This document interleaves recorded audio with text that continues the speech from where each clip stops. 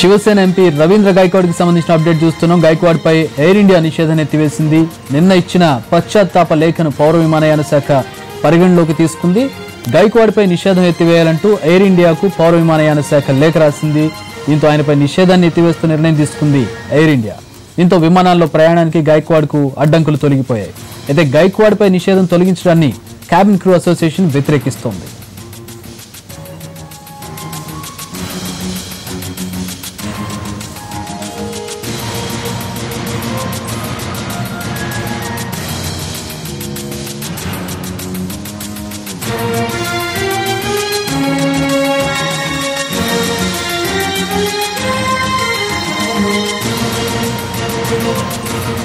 పక్కాగా ప్లాన్ చేశారు. లోక్సభలో వీరంగం సృష్టించారు.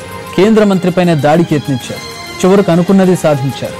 వీధి గుండాల తరహాలో ప్రవర్తించిన శివసేన ఎంపీలు తమ సహచరుడు Ravindra Gaikwad Air India ban ఎత్తివేయడంలో మాత్రం విజయవంతమయ్యారు. ఎయిర్ ఇండియా ఉద్యోగిని 25 సార్లు చెప్పుతో కొట్టానని పబ్లిక్గా రవీంద్ర ఒప్పుకున్నాడు. అతడిపై బ్యాన్ ఎత్తేయడం చర్చనీయాంశమైంది.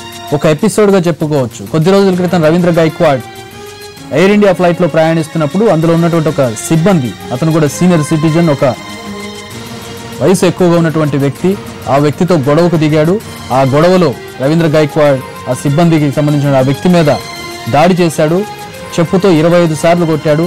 ఆ తర్వాత మీడియా ప్రశ్నించినప్పుడు కూడా చాలా ఘనకార్యం చేసినట్లు, అవును నేను 25 సార్లు అతని చెప్పుతో కొట్టాను, నేను శివసేన ఎంపీని అంటూ ఆయన గర్వంగా చెప్పుకున్నటువంటి పరిస్థితి. అది తీవ్ర దుమారాన్ని రేపింది.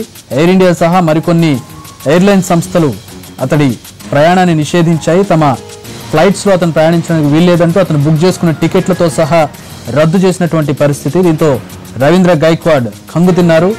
పార్లమెంట్లో ఒక పక్కా ప్లాన్ ప్రకారం స్కెచ్ వేశారు. తను ఎటువంటి తప్పు చేయలేదు, తన మీద ఎందుకు అటెంప్ట్ మర్డర్ కేసు పెట్టారంటూ ఆయన ప్రశ్నించారు. నిన్నంతా కూడా గందరగోళ పరిస్థితి.